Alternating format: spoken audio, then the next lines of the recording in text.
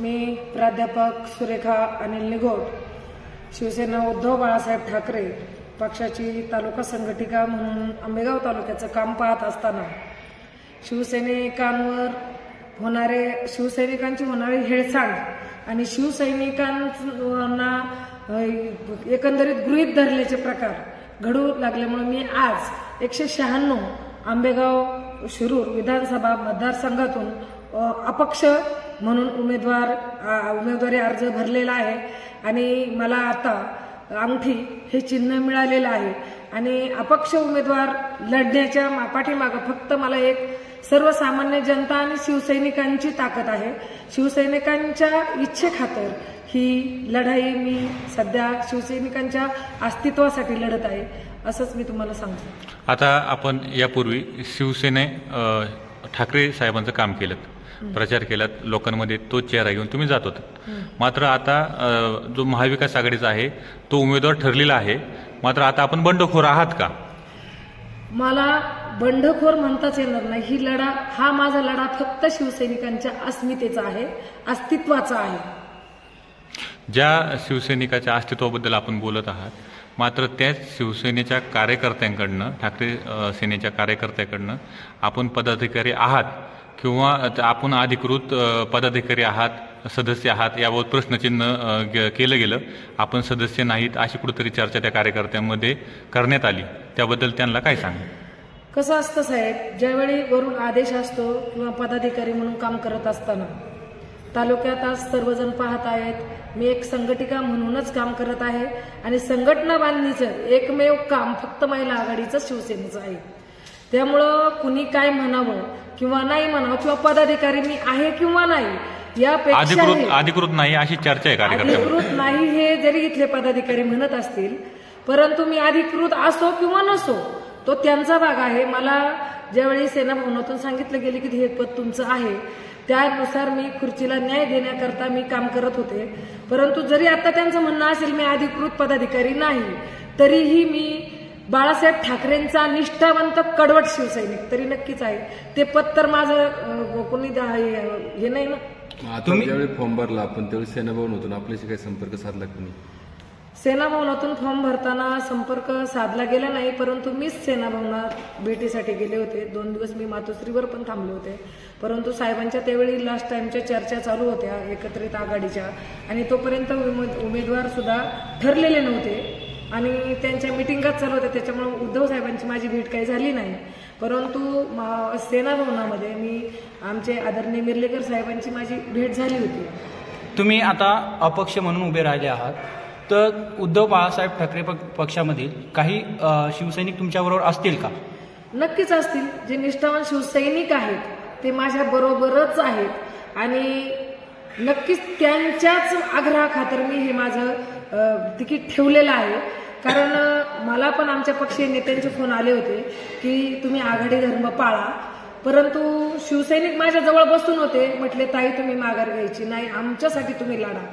त्यामुळं किती शिवसैनिक इथं आंबेगाव तालुक्यामध्ये निष्ठावंत आहेत, जे सामान्य शिवसैनिक आहेत ते नक्कीच माझ्या बरोबर आहेत. तुम्ही आता नक्की कुणाची मतं खाणार आहात? मला मतं मी कुणाची खाणार आहे किंवा नाही, आज हे दोन्ही माझे विरोधक आहेत. आज वळसे पाटील सुद्धा 35 वर्ष इथं आमदारकीला आहेत, तेही मला आमदार म्हणून मान्य नाहीत. आणि निकम साहेबांचा विषय म्हणजे निकम साहेब माझे वैयक्तिक एकटे दुश्मन नाहीयेत, तर पूर्ण राष्ट्रवादीचा उमेदवारच मला नको आहे म्हणून मी उभी आहे. त्याच्यामुळे दोन्ही उमेदवार हे माझे विरोधकच आहेत आणि मी दोघांची मतं खाऊ शकते हे मला वाटतं. आता तुम्ही सांगताय शेजारच्या तालुक्यात पाहिलं तर माऊली खंडागडे त्यांनी अपक्ष फॉर्म भरला होता, पक्षाने बी फॉर्म दिला नाही म्हणून, पण त्यांनी कुठेतरी एक शक्ती प्रदर्शन केल्यामुळे त्यांच्याशी कुठेतरी संपर्क साधला गेला वरिष्ठ नेत्यांकडून. असं आपण कुठेतरी शक्ती पडलं का?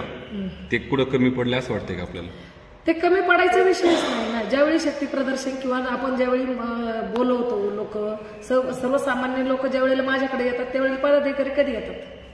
नाही, पण एखादा मेळावा घेऊन मेळावा मी लावायचं कारणच नाही. मी तिकीट जर मला डिक्लेअरच नव्हतं, एबी फॉर्मचं चालू होतं आणि ज्यावेळी जर मला एबी फॉर्म मिळाला असता तर त्यावेळी मी मोठा मेळावा लावणार होता. मी ते तसं सांगितलंही होतं. खंडागळ्यांना एबी फॉर्म नव्हताच मिळाला ना. तुम्ही फॉर्म मिळाला नव्हता माऊली खंडागळे यांना, परंतु जुन्नर आणि खेड या 2 जागा आपल्या शिवसेनेला सुटतील अशा अनुषंगाने हालचाली चालू होत्या आणि त्यातून तिकडं जर तिकीट मिळणार होतं तर ते माऊलींनाच मिळणार होतं.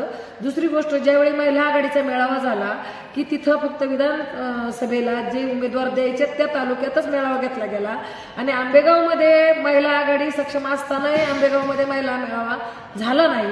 आणि ज्या आमच्या महिला पदाधिकारी आल्या होत्या त्यांनी सांगितलं होतं की तुमचं काम चांगलं आहे, परंतु आम्हाला फक्त जुन्नर आणि खेडलाच मेळावा लावायला सांगितलेला आहे.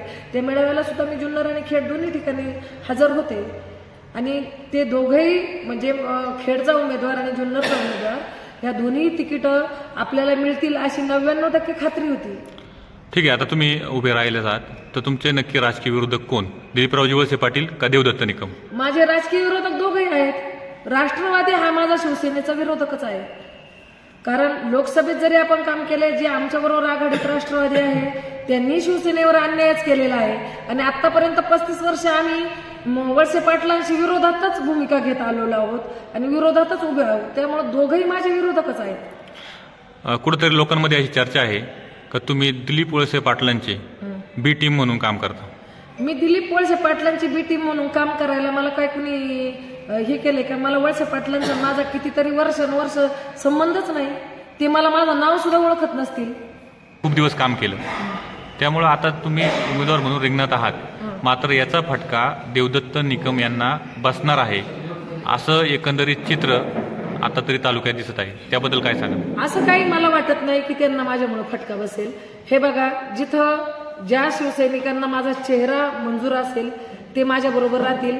दुसरी गोष्ट, ज्यांचं सर्वसामान्य जनतेचं आतापर्यंत मी जे काम करत आले, त्यामुळे त्यावर तुमचं काय म्हणणं आहे ते सांग. मला असं काही वाटत नाही. तसं त्यांना वाटलं असतं तर त्यांनी 8 दिवस माझे मी फॉर्म भरला होता, असं त्यांना वाटत असतं तर त्यांनी मला भेटले असते. म्हणजे त्यांना वाटत नाही तसं? हो. तुम्हाला वाटतंय का? मला नाही वाटत. मी फक्त सर्वसामान्याची लढाई आहे. मला वाटतं यदा कदाचित त्या दोघांचंही थांबून माझा विजय होऊ शकतो.